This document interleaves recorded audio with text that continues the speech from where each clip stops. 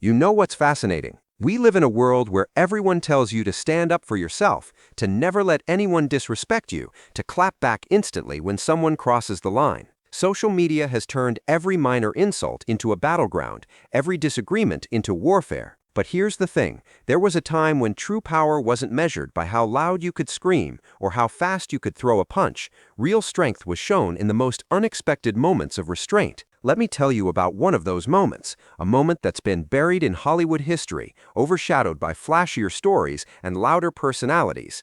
This is about Dean Martin. Yes, the suave crooner, the guy who made drinking look sophisticated, the man who could charm anyone with just a smile and a song. But on one particular night, Dean Martin revealed something far more impressive than his smooth voice or his effortless cool. He showed everyone in the room what real class looks like when you're face to face with danger. Picture this, it's the golden age of Las Vegas, when the Strip was ruled by two kinds of royalty, entertainers and mobsters. The lines between these two worlds were blurry at best. The casinos, the nightclubs, the big shows, all of it had strings attached, and those strings were often pulled by men in expensive suits with dangerous reputations.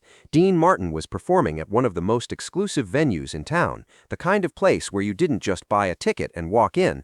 You needed connections. You needed to be somebody. On this particular evening, the room was packed with high rollers, celebrities, and some very powerful people from the underworld. Everyone who was anyone wanted to be seen at a Dean Martin show. The atmosphere was electric, champagne flowing, cigarette smoke creating a hazy veil over the dimly lit room, and Dean on stage doing what he did best, making it all look easy. But sitting at one of the front tables was a man who made everyone else in the room a little nervous. A mob boss whose name carried weight, not just in Vegas, but across the entire country. This wasn't someone you joked around with. This wasn't someone you contradicted. When he spoke, people listened. When he laughed, everyone laughed with him. Not because he was funny, but because laughing was the safe thing to do. Dean was in the middle of his act, weaving between songs and playful banter with the audience. He had this incredible gift for making everyone feel like they were part of an intimate conversation. Even in a room full of hundreds, he'd point to someone in the crowd, make a witty observation, get a laugh, and move on. It was all part of the show, all part of the Dean Martin magic. Then it happened. The mob boss, perhaps emboldened by the whiskey in his glass, or maybe just wanting to show off in front of his associates, decided to participate in the fun. But his version of fun was different. He called out something about Dean's mother, a crude joke, the kind that was meant to provoke, to test, to see how the famous crooner would react when publicly disrespected. The room went silent. Not the kind of silence you get when a joke falls flat. This was the kind of silence that happens when everyone collectively holds their breath, waiting to see if violence is about to erupt, because everyone there understood the dynamics at play. Everyone knew that Dean Martin was being challenged in front of an audience, and not just by anyone, but by someone who could make serious problems disappear or create them. Dean stopped mid-sentence. He stood there under the spotlight, looking directly at the man who'd just insulted his mother. The seconds that followed felt like hours. What would he do? Would he fire back with his own insult? Would he laugh it off and lose face? Would he leave the stage? Or worse, would he say something that would turn this entertainment venue into a crime scene? Here's where Dean Martin taught everyone in that room a lesson they'd never forget. He smiled. Not a fake smile, not a nervous smile, but that genuine Dean Martin smile that had lit up 1,000 stages. He looked at the mob boss with an expression that somehow communicated understanding, confidence, and complete control all at once. And then he spoke, his voice as smooth as ever, without a trace of anger or fear. "You know," Dean said calmly, "my mother was a saint. Best woman who ever lived. She taught me something really valuable when I was just a kid." He paused, letting the room lean in. "She told me that when someone says something ugly, it says a lot more about them than it does about who they're talking about." The audience was frozen. Was Dean actually lecturing a mob boss about manners? But Dean wasn't done. He continued, his tone conversational, almost friendly. "She also taught me that respect is something you give, not something you take. And the funny thing about respect, you can't force someone to give it to you by putting someone else down. It doesn't work that way." Then came the moment that defined everything. Dean looked directly at the mob boss and said, "But I'll tell you what, I respect you enough to believe you've got more class than that joke suggested. We all make mistakes when we've had a few drinks. I've certainly made my share." And then incredibly, Dean raised his glass in a toast. "To mothers everywhere," he said, "including mine, and I'm betting including yours too." What happened next was remarkable. The mob boss, this powerful, dangerous man who could have responded with rage, who could have made that night Dean's last, did something nobody expected. He stood up, he picked up his own glass, and he returned the toast. "To mothers," the mob boss said quietly, and then, even more surprisingly, he added, "My apologies, Dean, that was out of line." The room erupted in applause, not just polite applause, but genuine, thunderous applause. People were applauding Dean's talent, sure, but more than that, they were applauding something rare and beautiful. They just witnessed a conflict resolved not with violence or escalation, but with dignity and grace. Dean simply nodded, took a sip of his drink, and went right back into his act as if nothing had happened. Within minutes, the room was laughing again, the tension completely dissolved. Now, let's talk about why this moment matters, because it's about so much more than a vintage Vegas story. In that exchange, Dean Martin demonstrated a level of emotional intelligence that most of us struggle to achieve, even in low-stakes situations. Think about it. When was the last time someone insulted you online, and instead of responding with maturity, you fired back with something equally nasty? When was the last time someone cut you off in traffic, and you resisted the urge to honk, gesture, or tailgate? Dean was dealing with a threat from a genuinely dangerous person in front of a live audience, and he still chose the high road. He didn't let his ego drive his response. He didn't let fear paralyze him either. Instead, he found this perfect middle path that acknowledged the insult without escalating it, that held his ground without being aggressive, that actually gave the other person a way to exit the situation with dignity intact. That last part is crucial. Dean didn't humiliate the mob boss. He didn't make him look small in front of his associates. Instead, he offered an explanation, blaming the alcohol, suggesting it was a mistake, framing it as out of character. He gave the mob boss a way to apologize and actually gain respect for doing so, rather than lose face.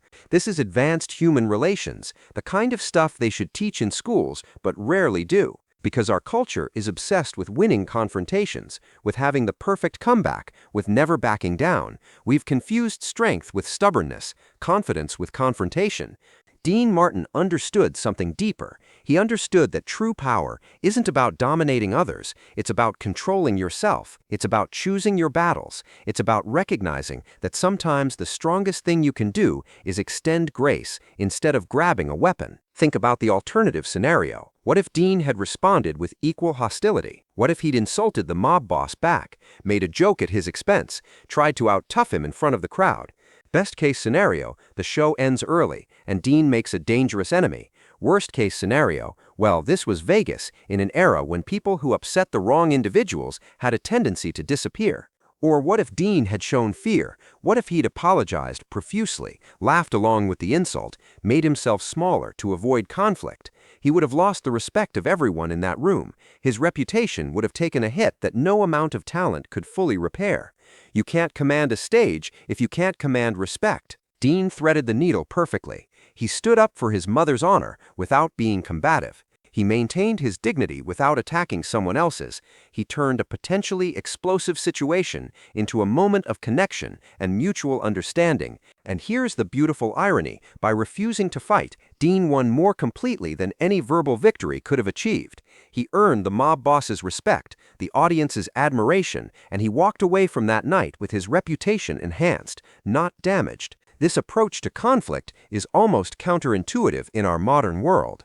We're taught that if someone pushes you, you push back harder. We're surrounded by examples of celebrities, politicians, and public figures who respond to every slight with overwhelming force. Cancel culture, Twitter wars, public feuds, this is the language of our time.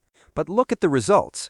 Does all that fighting actually resolve anything, or does it just create an endless cycle of retaliation, resentment, and escalation? How many friendships, relationships, and opportunities have been destroyed because someone couldn't resist the urge to hit back? Dean Martin's response offers a different blueprint. It shows us that you can be strong without being aggressive, that you can defend yourself without attacking others, that sometimes the most powerful response is one that diffuses rather than detonates. Let's break down exactly what made Dean's response so effective, because these are principles you can apply in your own life. First, He didn't react immediately. In that pause after the insult, Dean was thinking, not just reacting on instinct. He gave himself time to choose his response rather than letting his emotions choose for him. In our age of instant communication, this kind of deliberate pause is almost revolutionary. We're so conditioned to respond immediately that we forget the value of taking a breath, considering our options, and choosing the response that serves us best. Second, he reframed the situation. Instead of accepting the framework of the insult, a challenge that demanded aggressive response, Dean shifted the conversation to something bigger: the value of mothers, the concept of respect, the idea that we all make mistakes. By changing the frame, he changed the entire dynamic of the interaction. Third, he spoke to the person's better nature. Dean didn't treat the mob boss like a villain who needed to be defeated. He treated him like a human being who was capable of better behavior. That's a subtle but powerful distinction. When you approach someone as if they're irredeemable, they often live down to that expectation. When you approach them as if they're capable of decency, you give them space to rise to that level. Fourth, he provided an exit ramp. Dean gave the mob boss a face-saving way to back down, blame the alcohol, call it a mistake, apologize without looking weak. This is something most people forget in confrontations. If you back someone completely into a corner with no way out, they'll often fight their way out, even if it's destructive to everyone involved. But if you give them a path to retreat with dignity, they'll often take it. Fifth, and perhaps most importantly, Dean maintained absolute control over himself. His voice didn't shake. His hands didn't tremble. He didn't let anger distort his judgment or fear dictate his actions. He stayed completely centered and present, which allowed him to access his best thinking and his most effective communication. These aren't just interesting historical observations. These are practical skills that can change how you navigate difficult situations in your own life. Maybe you'll never face down a mob boss in Las Vegas, but you'll definitely face difficult people, tense situations, and moments when your ego is screaming at you to fight back. The next time someone insults you, disrespects you, or tries to provoke you, think about Dean Martin on that stage. Remember that you always have more options than fight or flight. You can choose the path of dignity, the response that serves your long-term interests, rather than your immediate emotional satisfaction. This doesn't mean being a doormat. Dean didn't let the insult slide. He addressed it directly, but he addressed it in a way that elevated everyone involved, rather than dragging everyone down to the level of the insult. That night in Vegas, Dean Martin didn't just give a great performance. He taught a masterclass in human nature, conflict resolution, and what it really means to be strong. The applause wasn't just for a good show. It was recognition that everyone in that room had witnessed something rare and valuable. In a world that often confuses volume with validity, aggression with strength, and retaliation with justice, Dean Martin showed us a different way. He showed us that true class isn't about what you wear or how famous you are. It's about how you treat people, especially in difficult moments. It's about the space between stimulus and response, and having the wisdom to use that space well. So the next time you're tempted to fire off that angry email, post that devastating comeback, or escalate a conflict just because you can, remember the crooner who stood on a Vegas stage and turned a dangerous moment into a triumph of human decency. Because in the end, Dean Martin didn't just protect his mother's honor that night. He showed everyone watching what honor actually looks like. And decades later, that lesson still resonates.